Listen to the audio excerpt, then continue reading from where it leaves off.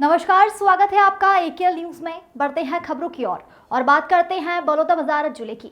जिले में चर्चित सेक्स स्कैंडल मामले में एसपी सदानंद कुमार ने एफआईआर दर्ज होने के बाद पुलिस की 5 स्पेशल टीम बनाकर आरोपियों की धरपकड़ शुरू करवा दी है।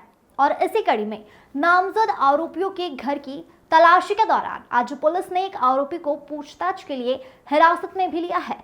वहीं 3 अन्य फरार आरोपी बलौदाबाजार एसडीओपी निधि नाग ने बताया कि सेक्स स्कैंडल मामले में पुलिस अधीक्षक महोदय के निर्देश पर 5 टीम बनाकर आरोपियों की पता तलाश की जा रही है। वर्तमान समय में 4 आरोपियों के घर की तलाशी ली गई, जिसमें से 3 फरार हैं। इनमें से एक आरोपी को हिरासत में लेकर पूछताछ की जा रही है।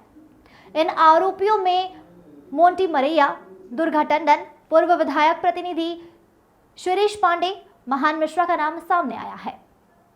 आपको बता दें कि एसडीओपी निधि नाग के मुताबिक पूछताछ के बाद इस मामले में संलिप्त अन्य लोगों पर भी एफआईआर दर्ज कराई जाएगी और साथ ही इस कांड से पीड़ित व्यक्ति से अपील की जाती है कि वे सामने आकर मामला दर्ज कराएं ताकि दोषियों को सजा दिलवाई जा सके।